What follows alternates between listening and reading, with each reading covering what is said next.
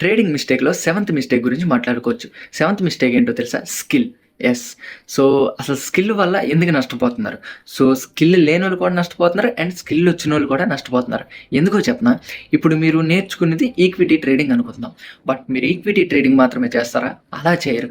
మీరు ఫ్యూచర్స్ అంటారు, ఆప్షన్స్ అంటారు, కమోడిటీస్ అంటారు, ఫారెక్స్ అంటారు, అన్నిటిలోనూ దూరతారనమాట. సో, అన్నిటిలో దూరడం వల్ల మీరు నేర్చుకునేదేంటి? ఈక్విటీ ట్రేడింగ్ నేర్చుకున్నారు. సో, మీరు ఈక్విటీలో ట్రేడ్ చేయకుండా డైరెక్ట్ వెళ్ళిపోయి ఇవన్నిటిలో ట్రేడ్ చేస్తారనమాట. సో, అక్కడ యూజ్ చేసే స్ట్రాటజీయే ఇందులో కూడా యూజ్ చేస్తారు. సో, ఆటోమేటిక్‌గా ఆ స్ట్రాటజీ అనేది వర్క్ అవ్వదు. సో, వర్క్ అవ్వనప్పుడు ఏం చేస్తారు? ఆటోమేటిక్‌గా డబ్బులు అనేవి పోగొట్టేసుకుంటారనమాట. సో, మీరు గనక ఒకవేళ ఏదైతే ఎందులో అయితే చేస్తున్నారో అదే ట్రేడింగ్‌ని పట్టుకోండి. ఇంకా ఎటువంటి ట్రేడింగ్‌లో మాత్రం దిక్కండి. అంటే మీకు స్కిల్ రాదు కాబట్టి సో, అదొక్కటే పట్టుకోండి సరిపోద్ది. మీకు ప్రాఫిట్స్ అనేవి అందులోనే జనరేట్ చేసుకోవచ్చు.